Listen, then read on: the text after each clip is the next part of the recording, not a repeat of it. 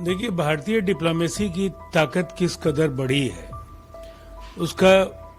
सीधा असर ट्रंप के बदलते बयानों पर देखा जा सकता है। भारत को लेकर के उनकी सबसे पहली टिप्पणी, उनका पहला एक सैंडल पर जो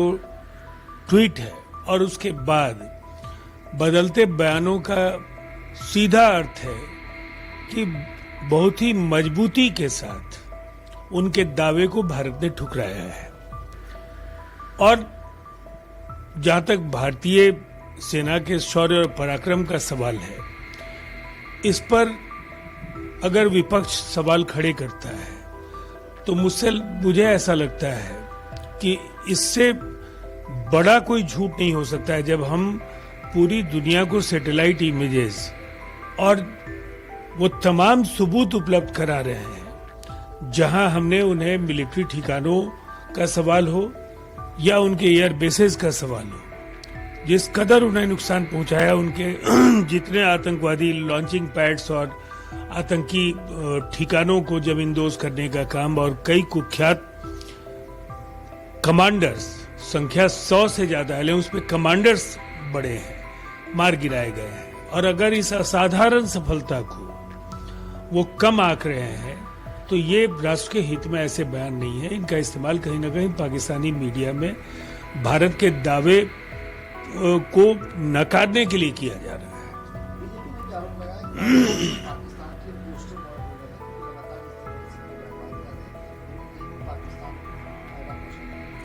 देखिए, पाकिस्तान एक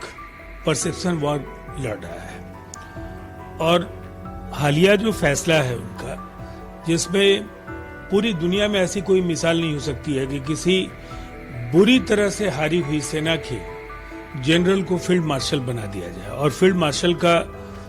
पद कितना अहम है इसे इसी तरह से समझा जा सकता है कि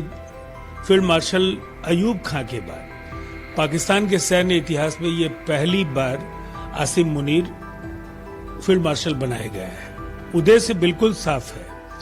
कि वो दुनिया में ये साबित करना चाहते हैं कि भारत जैसी बड़ी मिलिट्री पावर को उन्होंने नुकसान पहुंचाया है। और इस जाल में अगर भारत के राजनेता फंस रहे हैं तो मैं तो ये नहीं कहूंगा कि वो हिंदुस्तान के हितों के खिलाफ आचरण कर रहे हैं, लेकिन कहीं ना कहीं उनका इस्तेमाल पाकिस्तान कर रहा है। जो डेलीगेशन, जो गुडविल डेलीगेशन गए हैं, कई देशों में पहुंच गई है डेलीगेशन, कई सकारात्मक बातचीत हुई है, कई देश के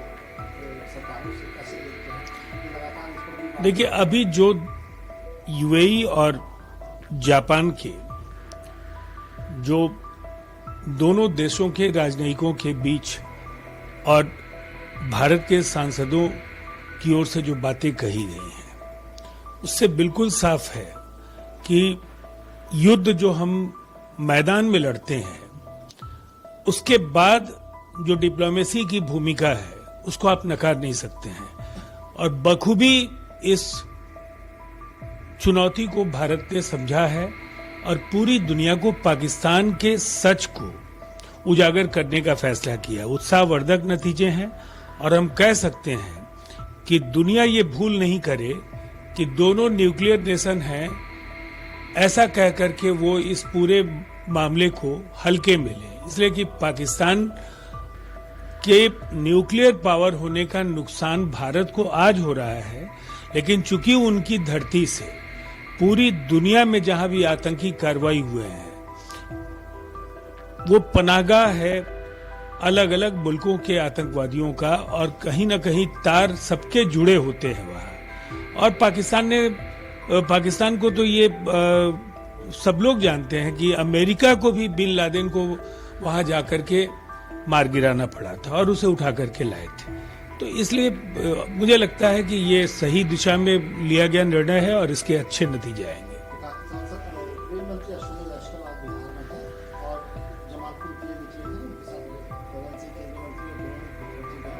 आरजेडी ने कहा कि हमें उम्मीद है कि चुनावी साल है, केंद्र मंत्री तो आएंगे, लेकिन यही दौरा चुनाव के बाद भी जारी रहे और बिहार का विकास लगातार अब इसके लिए उम्मीद है। मुझे ऐसा लगता है अगर उन्होंने देखा हो एनडीए के इस कार्यकाल में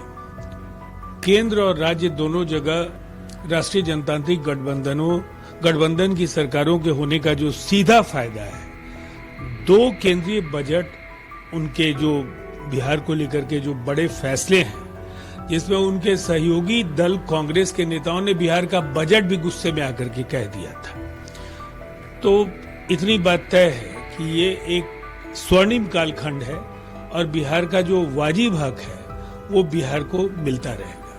अगर आप ये वीडियो YouTube पर देख रहे हैं तो हमारे चैनल को सब्सक्राइब करें और बेल आइकन को दबाना ना भूलें। अगर आप Facebook पर ये वीडियो देख रहे हैं तो हमारे पेज को लाइक करें।